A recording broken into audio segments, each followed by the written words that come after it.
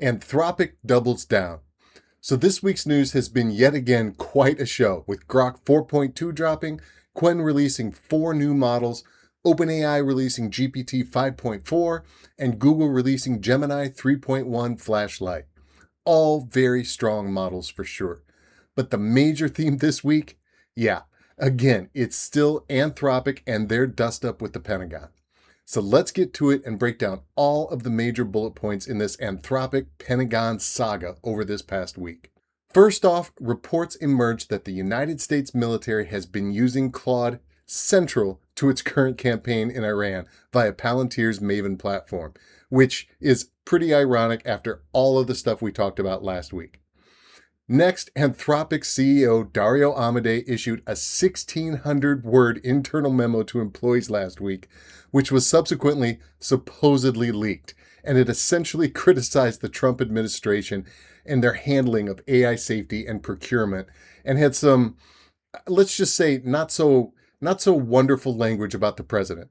Then reports emerged that Amodei had reopened discussions with the Pentagon to find a quote-unquote middle ground.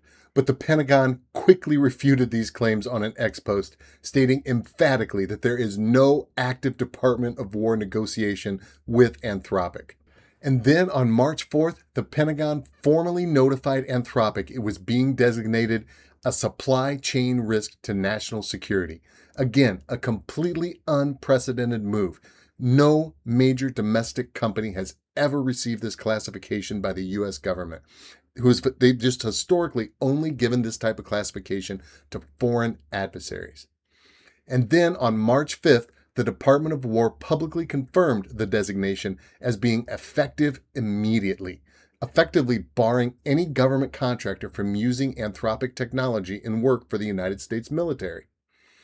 And finally, on March 6th, Dario Amodei called the move legally unsound, and he confirmed that Anthropic is going to be challenging this designation in court. And of course, as all of this was going down, OpenAI just sat in the background, playing both sides of the fence, ignoring the A2 Brutus chants after they literally publicly backed Anthropic while actively negotiating to take their place with the Department of War. This, of course, led to a huge movement under the hashtag #QuitGPT, and reportedly 1.5 million users defected from the GPT platform to Anthropic, and that catapulted Anthropic to #1 on the App Store ahead of ChatGPT. So where do things stand now? This is a difficult one. Microsoft said just yesterday that its lawyers have reviewed the Pentagon's supply chain risk designation, and they concluded that Anthropic's products can remain available on its platforms. So Google and AWS or Amazon are probably going to follow suit, at least for now. The biggest questions: is this all political theater? Is Amodei really crazy enough to go toe-to-toe with the government and risk a major AI company's entire future? One that was set to be valued anywhere between $300 billion and $500 billion?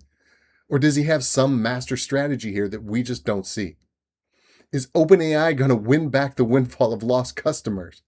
Will Anthropic and the Pentagon end up making nice, playing nice, and putting an end to all of this drama? Time is going to tell you guys. Tune in next week on As the AI World Turns, where we're going to break down yet again this soap opera-esque TV drama. Now, what's on tap for next week? DeepSeek is set to launch their V4 powerhouse, and by all of the metrics that we've seen so far, this thing is going to be a beast. Also, now that GPT 5.4 has dropped, we're going to see some better time-tested real-world feedback, as well as how the other major AI companies answer. Remember, Grok is now self-improving, and we still have the medium and large Grok models coming out. We've only gotten the 4.2 beta smalls out so far. And don't sleep on Google. While the AI soap opera continues to heat up, Google just continues to drop quiet bomb after bomb. And I think there's a really, really good chance that Google drops something huge this week. Until then, Kgoat signing off.